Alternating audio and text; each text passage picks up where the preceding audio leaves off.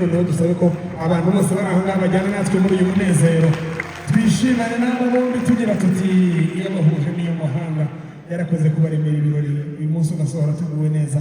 Ati mukunzi wanjye tugihura unyemere gutangiriza ikimenyetso gishimangira umubano dufitanye, gishimangira urukundo, kibizingiro ry'ibihe bidashira tuzarambana. Atuntize ikiganza cyawe cy'ibumoso, ati ngitamirize aya makuru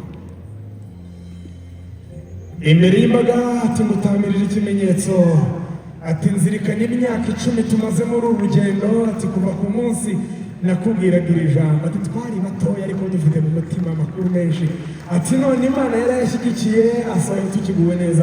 Reka nsabe umuhereza wawe abaye nka kumwe kwa rugamba atagikoze intambwe mu muryango, umutima utangira kuvumera nk'uvugutira umurya w'inanga, ati umutima ukumbuye aturaho, aturaho umusore isomo mu misindi, ati muraho namwe baramubanye, ati gakuru gatona uraho, ati nari mbizi bitazabura muri iki gitaramo, ati nari mbizi bitazabura hafi ya Fabiola.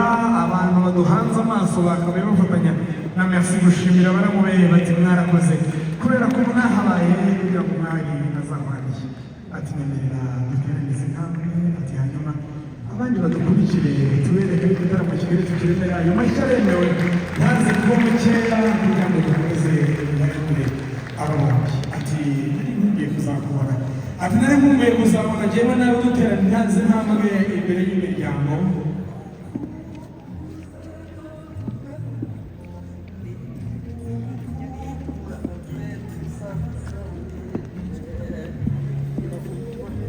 Utaragenda reka saba nyakuru bafite ifoto mukiraha, ubundi bahita bashakira ikintu byiza.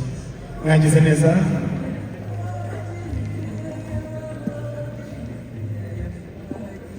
Abari bategereje kuzabona merci ari kumwe na Fabiola, reka nongere mbasabe mu ntizo umurindi w'amashyi, tunezererwe izi ntambwe, tunezererwe ko bari kumwe, tunezererwe umwiyereko, tunezererwe iki gitambo twasengeye kikaba gisohoye tukiguwe neza. Ati uyu munsi nari mbizi ko hari uzagera, ntabwo numvaga ko, ati umutima wanjye wari ufite amatsiko yo kuzabona undi uwo munsi imiryango itugaragiye, ati none uyu munsi usohoye nashimira Imana mwe.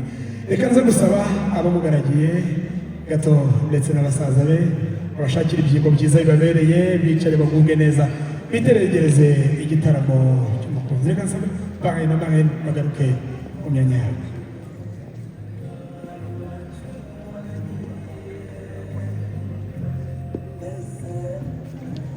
Ati noneho unyemerere maze mpindukire mpobere umukunzi wanjye, ati noneho reka nguhobere imbere y'imbaga, ati nkubwire ko wa munsi twasengeye wageze, kubera ko mutumvise amashyi muvuye subire. Noneho dusabe ko abantu bose bari aho ngaho bajyana natwe muri uyu munezero, twishimane n'aba bombi tugira tuti iyo bahuje n'iyo mahanga yarakoze kubaremera ibirori uyu munsi ugasohora tuguwe neza. Ati mukunzi wanjye tugihura unyemere gutangiriza ikimenyetso gishimangira umubano dufitanye, gishimangira urukundo, kibizingiro ry'ibihe bidashira tuzarambana. Atuntize ikiganza cyawe cy'ibumoso, ati ngitamirize aya makuru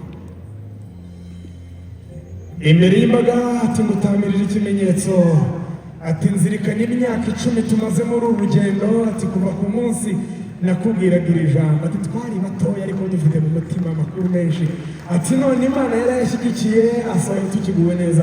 Reka nsabe umuhereza wa merci yigeze bugufi, ati kandi urukundo gukunda rwatangiye kuva mu myaka 10 ishize, kuva muri 2016, ati ntabwo turashwana, ati tumaranye imyaka 10 tutarabwirana nabi, ati ko niko urukundo rwacu ruzakomeza gutoha, ati nuko tuzahana itoto niba mubyumviza ayo mashyi bijyane rwose. Ati kuva mu myaka 10 ishize ntawe urabwira undi nabi, ati nta nubwo twigeze dutekereza kubivamo, ati ko nasanze ari wowe umbereye, ati kandi kuva uwo munsi ntawe uricuza yuko yabanye n'undi, ati uko niko tuzakomeza kumera, ati iki kikubera ikimenyetso cy'uko nzakomeza kubungabunga uru rukundo kugira ngo ruzarambe ingoma ijana. Reka nsaba umuhereza wa merci n'ubundi, ati ibihamya biracyari byinshi, ati ndacyafite ibihamya byo gushyikiriza, ati unyemerere iyi mpano ikubera ikimenyetso cy'uko, ati iyi mpano ikubera ikimenyetso cy'uko uko omera n'imbaraga nika Yesu,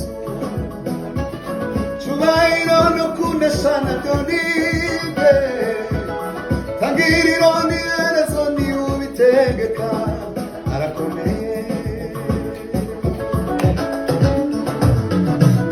Gukomera n'imbaraga ni ibya Yesu, cyubahiro no kunesha nabyo ni ibye, tagiriro n'iherezo ni ubitegeka arakomeye. Gukomera n'imbaraga ni ibya Yesu, cyubahiro no kunesha nabyo ni ibye, tagiriro n'iherezo ni ubitegeka arakomeye we.